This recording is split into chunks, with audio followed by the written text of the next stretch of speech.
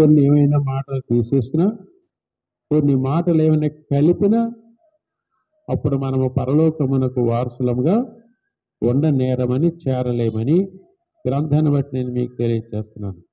ఇప్పుడు మనము ఒక అంశాన్ని గురించి మనం మాట్లాడుకుందాం. ఏంటిది అంటే కృతజ్ఞత. కృత అంటే పని, జ్ఞత అంటే జ్ఞాపకం చేసుకుంటాం. కృత అంటే ఎవరు చేసింది? దేవుడు మనకు చేసినటువంటి దానిని మనము జ్ఞాపకం చేసుకుని ఆయనకి థ్యాంక్స్ గివింగ్ చేయాలన్నమాట.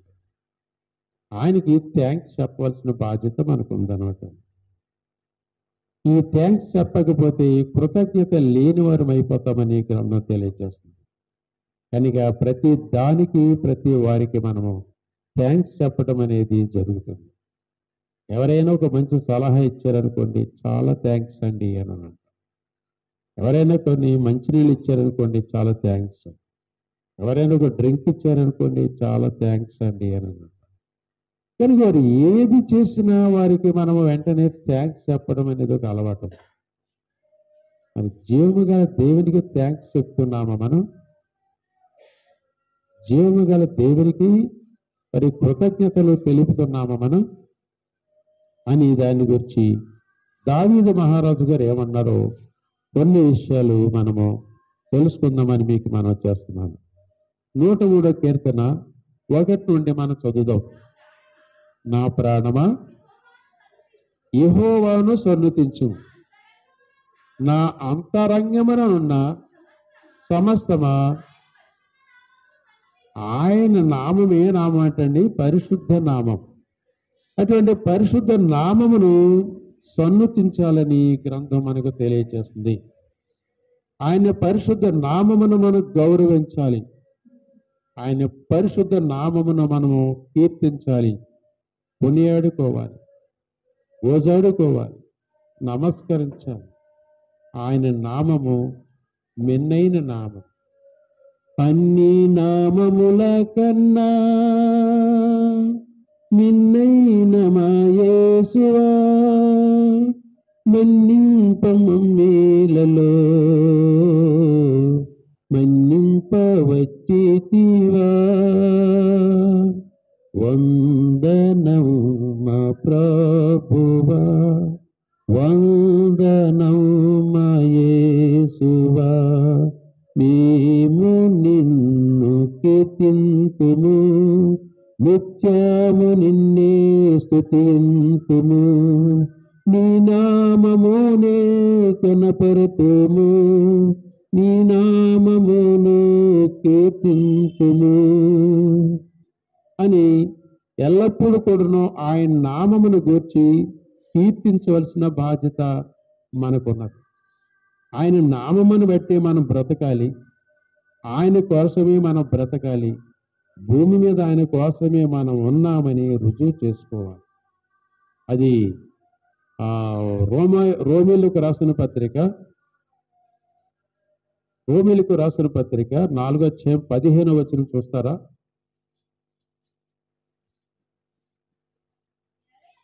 ఏలయనగా ధర్మశాస్త్రము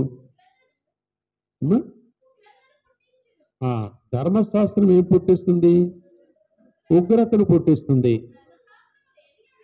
ధర్మశాస్త్రము లేని ఎడల అతిక్రమమును లేకపోవును. ధర్మశాస్త్రమే లేకపోతే పాపం అంటే ఏమిటో కూడా తెలియకోకుండా ఉంటుంది. కనుక అది ధర్మశాస్త్రం అనేది మనకి ఇవ్వబడింది. ఎందుకు ఇవ్వబడింది అని అంటే ఒక ఆర్డర్ ప్రకారంగా జీవించడానికి ఒక చట్టం అనేది వస్తుంది అన్నమాట. ఈ చట్ట ప్రకారంగా నడవాలని ఒక చట్టాన్ని రాస్తూ ఉంటారు. ఏ దేశానికైనా, ఏ ప్రాంతానికైనా ఒక చట్టం అనేది ఉంటుంది. ఆ రీతిగా పరిపాలించాలి, ఆ రీతిగా మనుషులు ఆ అధికారమునకు లోబడాలని చెప్పేస్తున్నాను. మరి తండ్రి అయిన దేవునికి మనం ఏం చేయాలి? లోబడాలి. 2 కొరింథీ పత్రిక 4:14-15 చూద్దాం మనం. విశ్వసించితిని గనుక మాటలాడుతుంది, అది వ్రాయబడిన ప్రకారము అట్టి విశ్వాసంతో కూడిన ఆత్మగలవారమై ప్రభు అయిన యేసును లేపినవాడు యేసుతో మమ్మను కూడా లేపి మీతో కూడా తన ఎదుట నిలబెట్టుకొనునని ఎరిగి మేమును విశ్వసించున్నాము గనుక మాట్లాడుచున్నాం. కనుక మనం విశ్వసించాలి, మాట్లాడాలి, ప్రకటించాలి, స్తుతించాలి దేవుణ్ణి. కనుక ఇంత బాధ్యత మన పైన ఉన్నది. ఈ బాధ్యతను మనము వహించబద్ధులమై ఉన్నామని గ్రంథాన్ని బట్టి నేను మీకు తెలియజేస్తున్నాను. కనుక దేవుని కుమారులారా, నా అంతరంగములోనున్న సమస్తమా ఆయన పరిశుద్ధ నామమును సన్నుతించు. ఆయన చేసిన మేళ్లలో దేనిని మరువకము. ఆయన ఎవరు అంటే ఆయన నీ దోషములను కూడాను క్షమించువాడు. ఇంకా ఆయన ఇంకెవరు అంటే ఆయన నీ సంకటములను కూడాను కుదుర్చువాడు. సంకటం అంటే ఏంటండి? నీ సంకటములను కుదుర్చువాడంటే, సంకటం అంటే ఏమా? సంకటము అనంటే ఇది మనకు సాధ్యము కానిది, మనకు వల్ల కానిది దేవునికి సాధ్యమవుతున్నది. మానవునికి సాధ్యము కానిది దేవునికి సాధ్యమవుతున్నది. మరి సమర స్త్రీ, రక్తస్రాపు రోగి ఎన్నో హాస్పిటల్లోకి వెళ్ళింది, ఎన్నో మందులు వాడింది, ఆమె వంగిపోయింది. యేసు ఉన్న చోటుకు వెళ్ళి ఆయనను ముట్టింది. ఏమైందండి? స్వస్థత పొందింది. మరి ఎంతమంది వైద్యుల దగ్గరికి వెళ్ళింది? అన్ని హాస్పిటల్ అయిపోయినాయటండి, మందులన్నీ అయిపోయినాయట. దేని వలన కాలేదట? ఆయన వస్త్రపు చెంగును అలా ముట్టితే ఆయన ప్రభావము ఆమెలోనికి వెళ్ళగా ఆమె స్వస్థత పొందిందట. కనుక దేవుని కుమారులారా, అలాంటి స్వస్థతనిచ్చే దేవుడు, నీ సంకటములను కుదుర్చే దేవుడు. తర్వాత ఇంకేటమ్మా? ఆయన నిన్ను సమాధిలో నుండి తిరిగి లేవనెత్తువాడు. చదవండి. సమాధిలో నుండి నీ ప్రాణమును విమోచించుచున్నాడు. కరుణా కటాక్షములను నీకు కిరీటముగా ఉంచుచున్నాడు. పక్షిరాజు యవనము వలె నీ యవనమును కొత్తదగుచున్నట్లు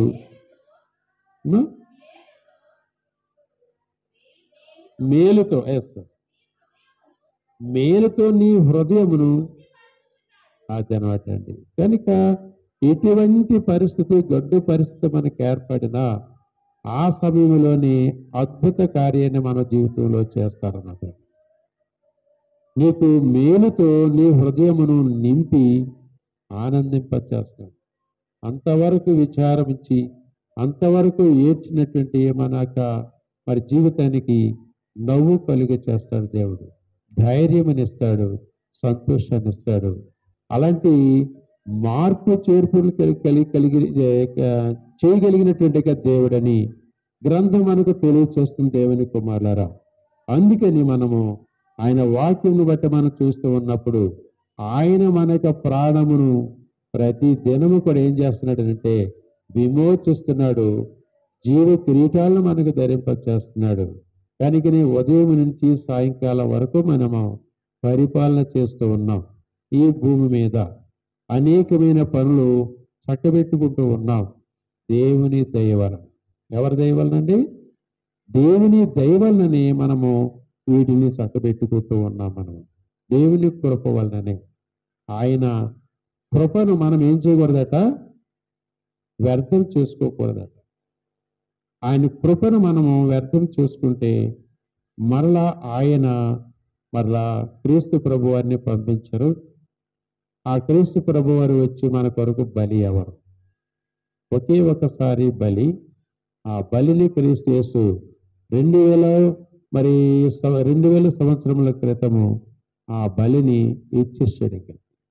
మరలా బలి అనేది ఉండదు. కనుక మనము అర్హత లేనటువంటి మనము ఆయన యొక్క రక్షణను మనం పొందుకున్నాం. ఆ రక్షణను మనకు కలుగు చేశాడు ఆ దేవుడు. అటువంటి కృపను మనం ఏం చేయకూడదు? నిర్లక్ష్యం చేయకూడదంటే. కానీ బహు జాగ్రత్తగా ఉండాలని వాక్యాన్ని బట్టి నేను మీకు తెలియచేస్తున్నాను. ఆయన జీవ కిరీటమును మనకు జీవింపచేస్తున్నాడు, ధరింపచేస్తున్నాడు అని గ్రంథం తెలియచేస్తుంది. ఇంకా చదవండి. యెహోవా నీతి క్రియలను జరిగించుచు బంధింపబడిన వారికి అందరికీ న్యాయము తీర్చును.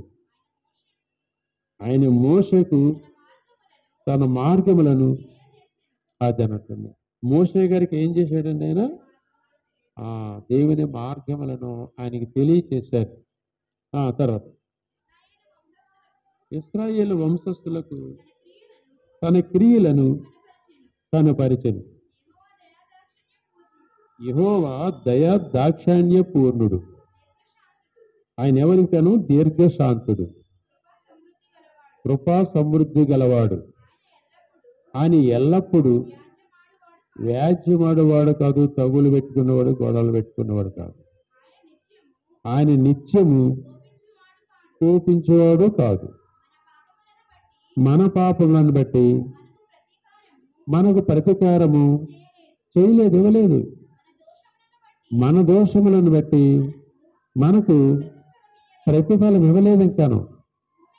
కానీ ఇవ్వబోతున్నాడు రేపు పొద్దున్న. భూమి కంటే ఆకాశము ఎంత ఉన్నతముగా ఉన్నదో ఆయన యందు భయభక్తులు గలవారి ఎడల ఆయన కృప అంత అధికముగా ఉన్నది. ఆకాశము భూమి కంటే ఎంత ఉన్నతముగా ఉన్నదో ఆయన యందు భయభక్తులు గలవారికి కూడా ఆయన అంత అధికమైనటువంటి కృపను ఇస్తున్నాడని వాక్యం బోధిస్తుంది. కనుక దేవుని కుమారులారా, మరొక వచనాన్ని మనం చదువుకుందాం. చూడండి, 30వ కీర్తన 2-3 వచనాలు మనం చదువుకుందాం. 30వ కీర్తన.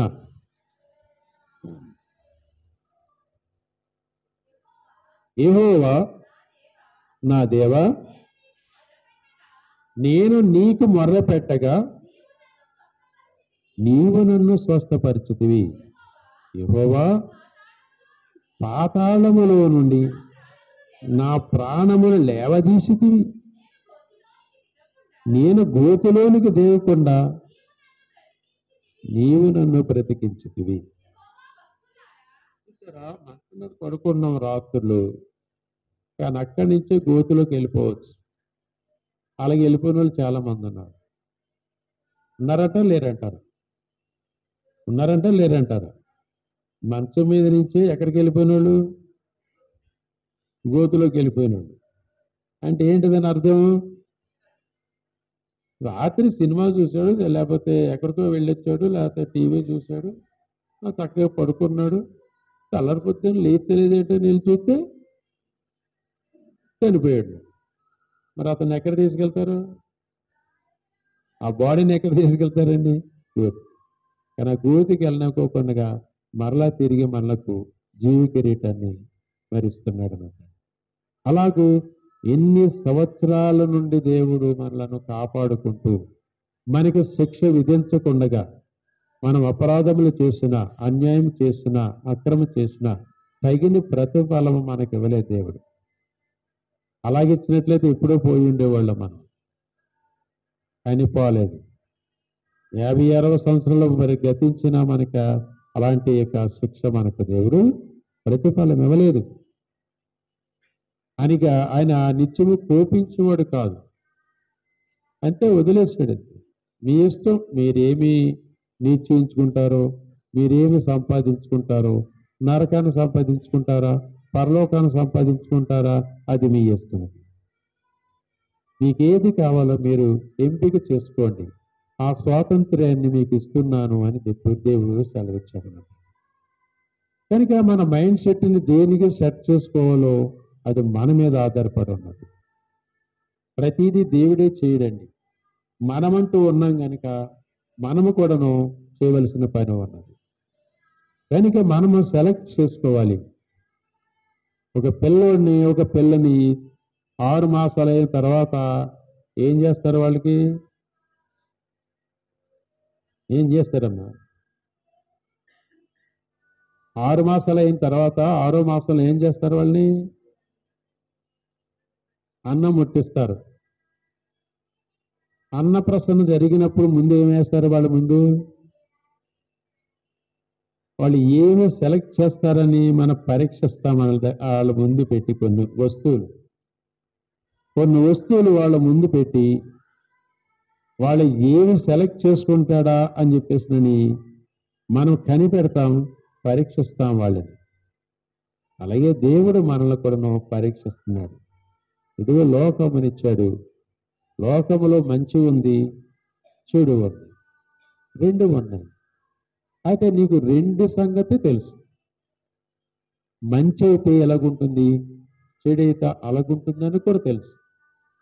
అయినప్పటికీ మీరు దేనిని ఎంపిక చేసుకుంటున్నారనేది దేవుని యొక్క ఉద్దేశం. దేవుడిచ్చినటువంటి స్వాతంత్ర్యం అనమాట అండి. కానీ వీటన్నిటిని గురించి ఒక రోజున తీర్పులోనికి తెస్తారనేది మాత్రం గుర్తుపెట్టుకోవాలని దేవుని వాక్యం బోధిస్తుంది. ఒకసారి ప్రసంగి గ్రంథంలోకి మనం వెళదాం. చూడండి, ప్రసంగి గ్రంథంలో ఏమంటున్నాడో చూద్దాం. ఈ స్వాతంత్రాన్ని ఇచ్చి మరి ఏమంటున్నాడు ఈయన? ప్రసంగి గ్రంథం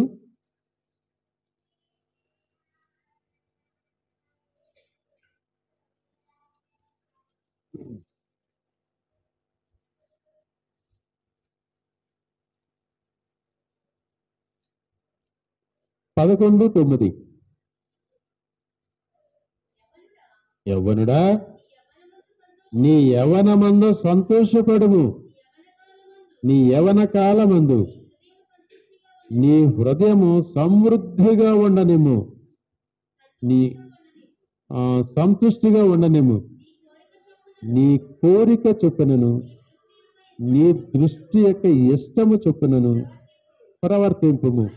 అయితే వీటన్నిటిని బట్టి దేవుడు నిన్ను తీర్పులోనికి తెచ్చునని జ్ఞాపకముంచుకొనుము. నా బాడీ నా ఇష్టం అని మీరు సంతోషంగా ఉండాలని, ఆనందంగా ఉండాలని ఇష్టం వచ్చినటువంటి కోరికలు మనం తీర్చుకుంటే వాటిని రేపొద్దున నా తీర్పులోనికి తీసుకొస్తాను. జాగ్రత్త. స్వాతంత్ర్యం ఇచ్చాడు, తీర్పు ఉందని చెబుతున్నాడు అన్నట్టు. స్వాతంత్రాన్ని ఇచ్చాడు, లోకమనిచ్చాడు, తీర్పు ఉందని చెప్పి సెలవిస్తున్నాడు. తీర్పు మాత్రం ఉంది అని తెలియజేస్తాడు. కనుక నీ ఇష్టం ఎలాగైనా జీవించు, కానీ ఎలా జీవిస్తే ఎలాగుంటుంది, అలా జీవిస్తే అలా ఉంటుందని చెప్పేసి దేవుడు ఆజ్ఞాపిస్తున్నాడు అన్నమాట, తెలియచేస్తున్నాడు.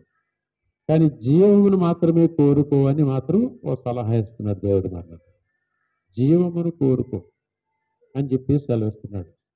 కనుక 31 ద్వితీయోపదేశ కాండము 31 అధ్యాయంలో కూడా అదే తెలియచేస్తున్నాడు. చూడండి, ద్వితీయోపదేశ కాండము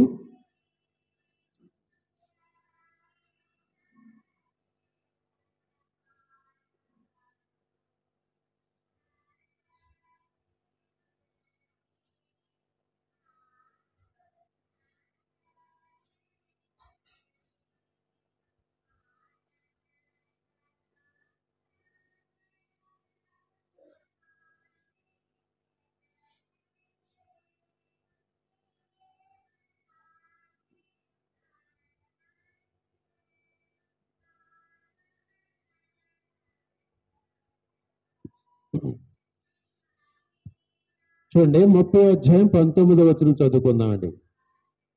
30వ అధ్యాయం ద్వితీయోపదేశ కాండం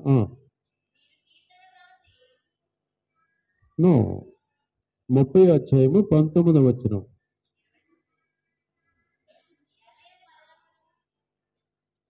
30 అధ్యాయం. ఓకే,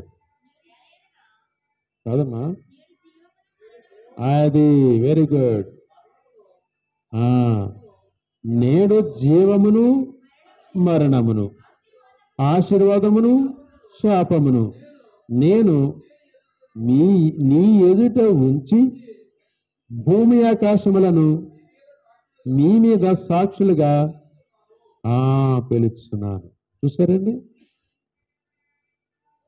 ఎంత చక్కని మాటలు చెప్పారు ఇక్కడ. ఏమిచ్చారటండి? నేడు జీవమును మరణమును, ఆశీర్వాదమును శాపమును నేను నీ ఎదుటను ఉంచి భూమి ఆకాశములను మీ మీద సాక్షులుగా పిలుచుచున్నాను. నీ పితరులైన అబ్రహాము, ఇస్సాకులు, యాకోబులకు ఆయన ప్రమాణము చేసిన దేశములో మీరు నివసించినట్లు యెహోవాయే నీ ప్రాణమునకును నీ దీర్ఘాయుష్నకును మూలమై ఉన్నాడని గుర్తుపెట్టు. నీకు దీర్ఘాయుష్ నీకు అనుగ్రహించాలనంటే అది ఆయన చేయవలసిన పని. అర్థమైందండి? నీ ప్రాణమునకును నీ దీర్ఘాయుష్నకును మూలమై ఉన్నవాడు దేవుడు. నీ ఆయుష్కాలమునకు నీ ప్రాణమునకును మూలమై ఉన్నవాడు దేవుడని గుర్తుపెట్టుకో. మనకు తోచినట్లుగా నడిస్తే నిత్య నరకము తప్పదని చెప్పి సెలవిస్తున్నాడు. అందుకని ఏమన్నాడు ఇంకాను?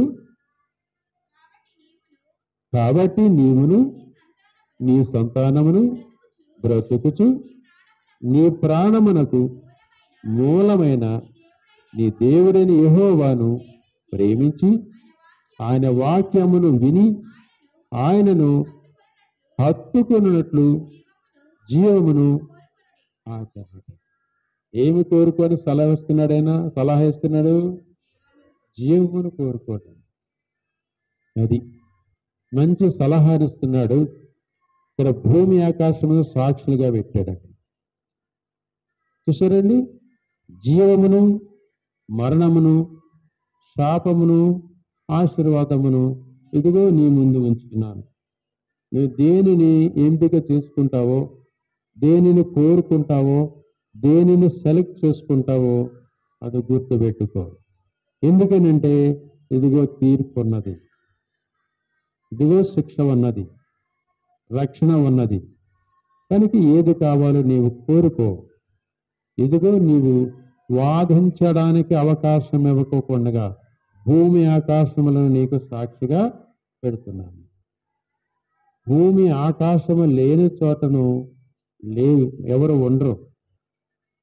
భూమి ఆకాశముల మధ్యనే ఉంటారు ఈ యొక్క మానవులంతా కూడా. మనం ఏం చేసినా భూమి సాక్షిస్తుంది, ఆకాశము కూడాను సాక్షిస్తుంది. మరి దేవుని ముందు మనము వాదించగలమా? వంకగలమా? ఏమండి, ఏం చేయగలమండి దేవుని దగ్గర? నోరు ఎత్తటానికి సరిపోవాలి. బీ సైలెంట్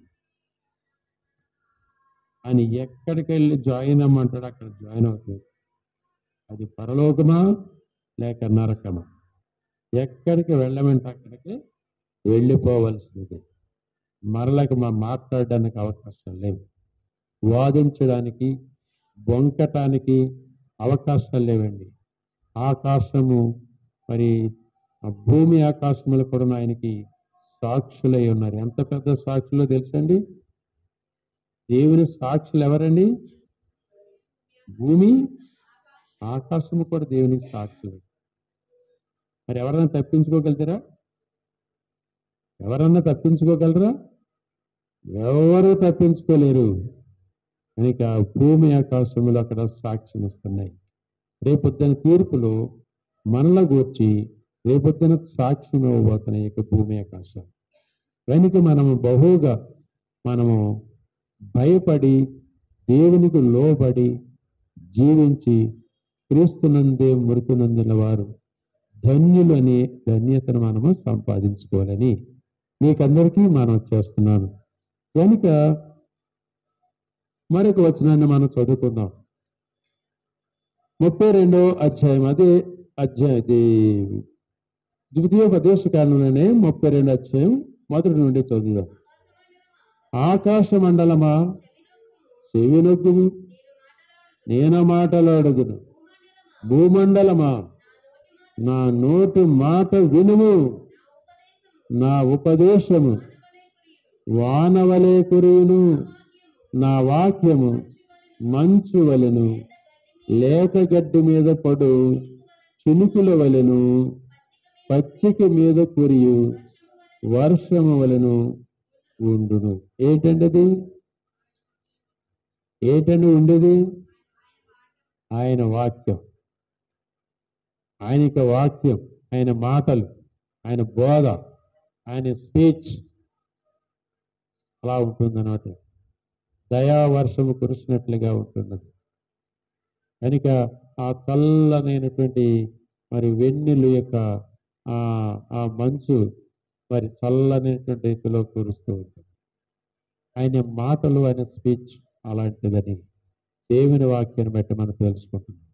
కనుక ఆ యొక్క దయావర్షము చేత మనము తెప్పరిల్లినట్లు, మనము రక్షింపబడినట్లు ఇదిగో ఆకాశమునకును భూమికిని అని సెలవిస్తూ ఉన్నాడు. దేవుని కుమారులారా, మనం ఎక్కడున్నాము? దేవుని యొక్క ఆధ్వర్యంలోనే ఉన్నాము. దేవుని కనపడినటువంటి సృష్టిలో మనం ఉన్నామా? లేదు. ఆయన కన్నులు ఏమిటి? మనం బ్రతుకుతున్నాం.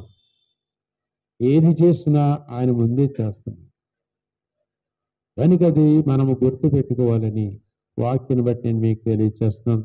దేవుని కుమారులారా, ఏదేమైనప్పటికీ ఆ కరుణా సంపన్నులకు దేవుని ముందు మనము మరి న్యాయముగాను మరి నీతిగాను మనము బ్రతకాలని మీ అందరికీ మనం చేస్తున్నాను. మరొక వచనాన్ని మనం చదువుకుందాం.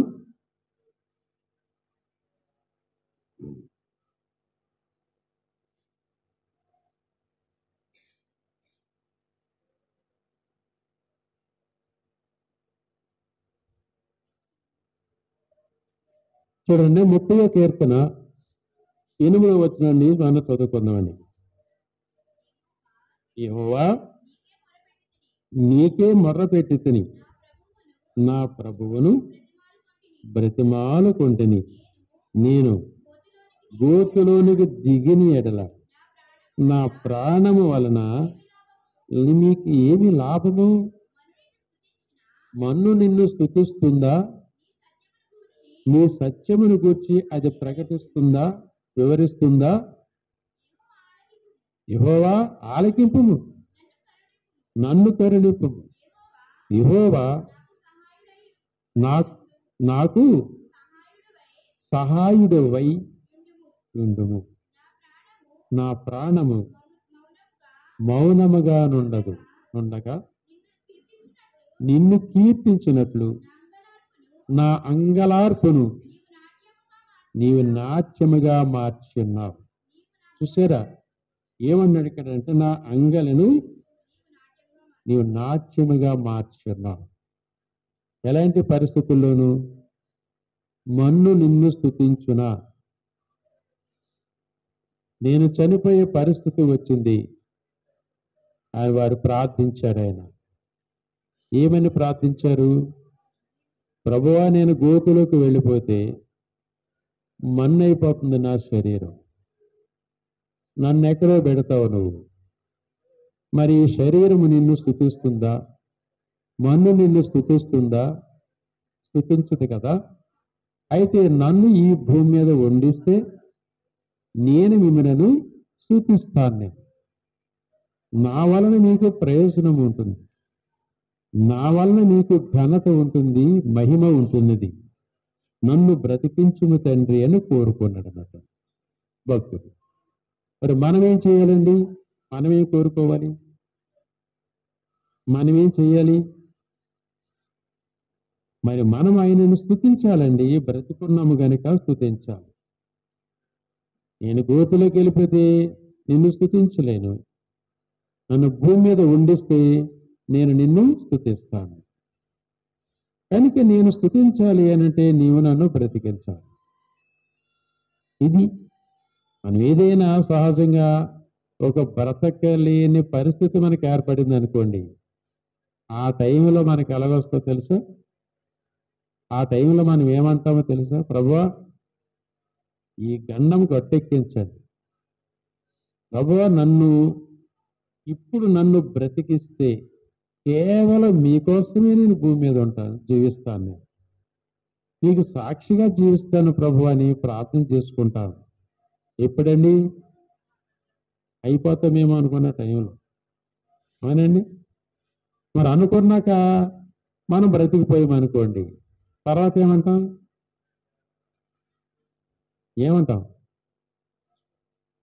ఏంటా వేళ అన్నారు కదా, ఏంటి ఇలా చేస్తున్నారేంటి అని అంటే, ఏం చేయమండి, ఎన్ని పనులు సాగుతూ లేదండి అని అన్నాను. అంటారా అందరండి? సాగుతూ లేదండి. ఎందుకు రావట్లేదండి? సాగట్లేదండి. మరి పిలిచేస్తే సాగుద్దా? అప్పుడు సాగుద్ది. కనుక దేవుని కుమారులారా, మనకు ఆపద వస్తే ఒక రకంగాను, ఆపద లేకపోతే ఇంకొక రకంగాను మనము మరి వాదించేటకి మనము మొండికెత్తేస్తాం అన్నట్టు. ఎందుకు రాలేరు మీరు అని అంటే, ఎందుకు రాలే, మీకేం తెలుస్తుంది, మా పరిస్థితి మీకేం తెలుసు అని చెప్పేసి అని అంటాం మనం. కానీ దేవుని కుమారులారా, నేను బ్రతికి ఉంటే నేను నిన్ను స్తుతిస్తాను, నేను మన్నైపోతే మన్ను నిన్ను స్తుతిస్తుందా తండ్రి అని ప్రార్థించుకున్నాడు. తర్వాత ఇంకా చదువుదాం. నీవు నా ఆ గోనె పట్టు విడిపించి సంతోష వస్త్రము నన్ను ధరింప చేస్తున్నావు. గోనె పట్ట తీసివేసి నాకు సంతోష వస్త్రమును ధరింప చేస్తున్నావు. చూసారా, దేవుడు గొప్ప కార్యం చేస్తూ ఉంటాడు. ఒకప్పుడు ఒక రకంగా ఉంటాం, ఒకప్పుడు ఒక రకంగా ఉంటాం. మరొకప్పుడు కట్టుకోవటానికి కానీ, జీవించడానికి కానీ, అద్దె కట్టుకోవటానికి కానీ, లేకపోతే మనం ఇంకేదో చేయడానికి కానీ ఏమీ లేని పరిస్థితుల్లో మనము మరి దేవునికి మొర్ర పెట్టుకుంటాం. మనం ఒక స్థాయికి వచ్చామనుకోండి, దేవుని స్తుతించడం మర్చిపోతాం, సాగట్లేదని అంటాం, ప్రారంభిస్తాం. ఎందుకు రావట్లేదంటే ఏదో కహానీ చెప్తాం అన్నట్టు. కహానీలు చెప్పే పరిస్థితి చెప్పకండి. దేవుని విషయంలో ఏ మాత్రము కూడాను మరి అలాంటి సాకులు మనము చెప్పకూడదని వాక్యం బోధిస్తుంది. రమ్మంటే వెళ్ళిపోవడమే సేవ నిమిత్తంగా, ప్రభువు నిమిత్తంగా. మనకి ఎందుకంటే భూమి మీద బ్రతికించుకుంటున్నాడు మన. ఎవరి కోసం? ఆయన కోసమే బ్రతికించుకుంటున్నాడు. ఈ ఫ్యాన్ ఎంత పెట్టుకున్నాం? మన కోసమే పెట్టుకున్నాం. ఈ ఫ్యాన్ ఎవరి కోసం తిరగాలి? ఫ్యాన్ మన కోసమే తిరగాలి. నా కోసం తిరగాలని స్విచ్ చేసి కూర్చుంటున్నాం మనం. అది తిరగకపోతే తీసి అవతల పడేస్తాం, లేకపోతే రిపేర్ చేయించుకుంటాం. అలాగే దేవుని కుమారులారా, దేవుడు కూడా మనల్ని రిపేర్ చేస్తాడు. ఆయన మనల్ని నడిపిస్తాడు. ఆయన మనకు అటువంటి మనసునిస్తాడు, అటువంటి శక్తినిస్తాడు, అలాంటి భాగ్యాన్ని ఇస్తాడని గ్రంథాన్ని బట్టి నేను మీకు తెలియజేస్తున్నాను. కనుక దేవుని కుమారులారా, ఏమన్నాడు ఇంకాను చూడండి. యెహోవా నా దేవా, నిత్యము నేను నిన్ను స్తుతించెదను.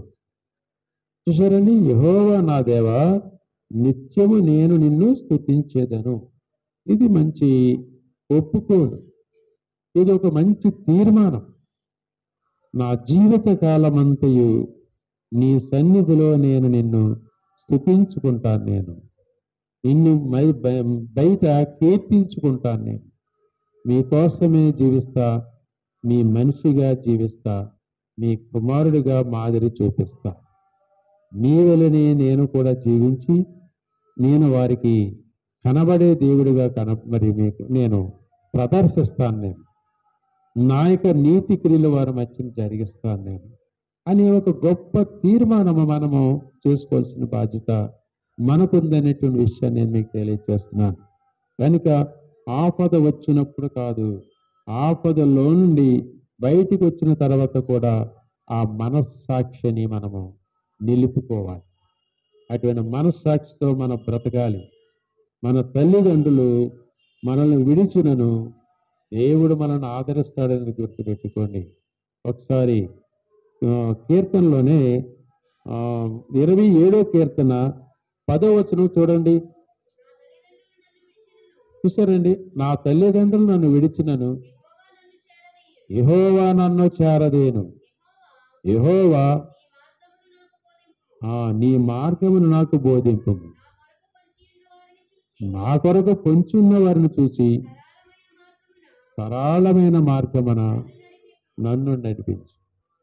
ఒకవేళ గోతుల మార్గమని నన్ను నడిపిస్తేనే పడిపోతాను. నా శత్రువులు వచ్చి నన్ను ఒక దెబ్బే చంపారు. అయితే నేను వారిని తప్పించుకోవటానికి నా మార్గము సరళము చేయమని అంటాడు దేవుని కుమారులారా. అందుచేత మనము బహు జాగ్రత్త కలిగి దేవుని మీదే ఆధారపడటం అనేది ప్రాముఖ్యమైన విషయం. ఎంచేతనంటే తల్లిదండ్రులు మనల్ని త్రోసివేయవచ్చు, లేకపోతే మన తల్లిదండ్రులు మనల్ని విడిచిపోవచ్చు. మన తల్లిదండ్రులు ఎల్లప్పుడూ మనతో ఉండరు, మన పిల్లలతో మనము కూడా ఎల్లప్పుడూ ఉండవు. కానీ మన పిల్లల్ని ఎవరికి అప్పగించి వెళ్ళాలి? మనం ఎవరిచ్చారు మనకి పిల్లల్ని? ఏమండి, పిల్లల్ని దేవుడు పిల్లల్ని మనకి ఎవరిచ్చారు? దేవుడు ఇచ్చాడు. ఎవరి పిల్లలు వాళ్ళు? దేవుని పిల్లలు. మరి ఎవరికి అప్పగించాలి? కానీ లోకానికి అప్పగించిపోతున్నారు. ఏం చేస్తున్నారు? లోకానికి అప్పగించి లోకములో వదిలిపోతున్నారు. కనుక అది మాత్రము సరైనటువంటి మరి జీవితం కాదది. గాడిద పిల్లను తోలుకుని రావాలని ఆజ్ఞాపించాడు దేవుడు. యేసు ప్రభువు ఏమన్నారని శిష్యులు వెళ్ళి గాడిదను ఎదురుకు వెళ్ళండి గ్రామంలోకి. ఆ గ్రామంలో కట్టబడిన గాడిద ఉంటుంది, గాడిద పిల్ల ఉంటుంది. గాడిద పిల్లను కూడా తోలుకుని రండి. కనుక మనము మన పిల్లలు కూడా దేవుని అందే జీవించాలి. అలాంటప్పుడు కరుణా సంపన్నుడికి దేవుడు మనల్ని క్షమిస్తారు, మనల్ని దీవిస్తారు, మనల్ని పోషిస్తారు, మనలకు నిత్య జీవాన్ని కూడా ఇస్తారని గ్రంథాన్ని బట్టి నేను మీకు తెలియజేస్తున్నాను. నా తల్లిదండ్రులను త్రోసివేసినను యెహోవా నన్ను చేరదీయను. బంధపురము నుండి సతీష్ అనేటువంటి కుర్రోడు మన మధ్యకు వస్తూ ఉండేవాడు. వాళ్ళ తల్లిదండ్రులు వాళ్ళని త్రోసివేశారు. తన అక్క చెల్లెళ్ళు కూడా ఫోను కూడా చేసేవారు కాదు. కానీ ఏం చేయబడ్డాడు? దేవుని మీద ఆధారపడ్డాడు, దేవుని నమ్ముకున్నాడు. ఏం చేశాడు అని అంటే, ఇదిగో మా దగ్గర చేర్చబడ్డాడు, మా దగ్గర పోషింపబడ్డాడు. దేవుడు విడిచిపెట్టేశాడా? తనకు భోజనం పెడితే మాకు లేకుండా చేసేసాడు దేవుడు? లేదండి, అందరికీ సమృద్ధిగా ఇచ్చాడు దేవుడు. అందరికీ సమృద్ధిగా ఇచ్చాడు. మరి కొద్ది కాలంలో వాళ్ళ కుటుంబం అంతా కూడా ఏకమైంది. నిరీక్షించాలండి. త్రోసివేశారని మనము బెదిరిపోకూడదు, మనము వెనకంజ వేయకూడదు. కానీ మనమందరం కూడాను మరి బెదిరిపోకున్నట్లు, భయపడకున్నట్లు బహు ధైర్యము గలవారుగా ఉండాలి. నా తల్లిదండ్రులు నన్ను త్రోసివేసినను యెహోవా నన్ను చేరదీస్తాడనే గొప్ప విశ్వాసము, నమ్మకము కలిగి మన బ్రతకాలి భూమి మీద. భయపడకండి, దేవుడు ఉన్నాడు. అవసాన కాలమందు నీవు ప్రార్థన చేస్తే నేను వినలేదా? నీకు ఆపద వస్తే నీకు సహాయం చేయలేదా అని చెప్పేసి అడిగాడు. అది ఉదయ కాలంలో మనం చదువుకున్నాం. మనం కనుక దేవుని కుమారులారా, నా తల్లిదండ్రులు నన్ను విడిచినను యెహోవా నన్ను చేరదీను. యెహోవా నీ మార్గమును నాకు బోధింపుము. నా కొరకు పొంచి ఉన్న వారిని చూచి సరళమైన మార్గమును నన్ను నడిపింపుము. అబద్ధ సాక్షులు క్రూరత్వము వెళ్ళగ్రక్కుచున్నారు. నా వెళ్ళగ్రక్కు వారును నా మీదికి లేచి ఉన్నారు. నా విరోధుల ఎచ్చకు నన్ను అప్పగింపకము. సజీవుల దేశమున నేను యెహోవా దయను పొందుదునన్న నమ్మకము నాకు లేని ఎడల నేనేమవుదును అదనమాట. దేవుడు ఈ సజీవుల యొక్క భూమి మీద నన్ను లేకుండా చేస్తారేమో అనేటువంటి మరి భయముతో, దేవుడు నన్ను విడిచిపెట్టేస్తాడేమని భయం లేకుండా భయపడకుండా మనం ఉంటే ప్రయోజనమేమన్నది? కనుక ఆయన నాకున్నాడనే నిరీక్షణ మనకు ఉండాలని వాక్యాన్ని బట్టి నేను మీకు తెలియచేస్తున్నాను. భయపడకండి, దైవపుత్రులగా భయపడకండి అని చెప్పేసి సెలవిస్తూ ఉన్నది దేవుని కుమారులారా. అందుకని దేవుని వాక్యాన్ని బట్టి మరొక విషయాన్ని మనం తెలుసుకుందాం. 11 అవుతుంది. మరి పిల్లలు వాక్యాలు చెప్పి పాటలు పాడేవాళ్ళు ఎవరైనా ఉన్నారా? చెప్తారా? పాటలు పాడేవారు ఎవరైనా ఉన్నారా? లేదు, ఈ సంవత్సరం ఎవరికైనా నేర్పలేదు. ఈ సంవత్సరం మాకు కొన్ని అనివార్య కారణాలను బట్టి మేము ప్రోత్సహించలేకపోయాం. అమ్మా అదే కనుక దేవుని కుమారులారా, మనము దేవుని వాక్యములో మన బిడ్డలను మనం పెంచాలి. ఎవరు నేర్పించాలి అంటే ప్రతి తల్లిదండ్రులు అన్నీ నేర్పిస్తారు, కానీ దేవుడంటే భయభక్తులు మాత్రం నేర్పించాలి. అదే మన కొంప ముంచుతుంది, అదే మనకు మరి బయటికి దారి తీస్తుంది. కనుక మన బిడ్డలను దేవుని శిక్షలోను బోధలను పెంచుకుంటే రేపొద్దుట మన బిడ్డల వలన ఎంతో మరి నెమ్మది పొందుతాము, ఎంతో తల ఎత్తుకునేవారుగా ఉంటామని. మన బిడ్డ లోకములో విడిచిపెడితే, లోకులుగానే జీవిస్తే అన్ని అవమానాలే మనకు వస్తాయి, అన్ని నష్టాలే మనకు కలుగుతూ ఉంటాయి. కనుక లోకములో విడిచిపెట్టక దేవుడు మనకిచ్చాడు. ఏదో ఒక రోజున మనం పోతూ మనము దేవునికి ఆ పిల్లలను అప్పగించుకుని వెళ్ళాలి. లోకములు వదిలేసి దిక్కుమాలుగా చేసి పోకూడదు. దేవునికి అప్పగిస్తే వాళ్ళు దిక్కుమాలు మాత్రము కాకుండా పోతారు. దిక్కుమాలిన వాళ్ళు కాదు.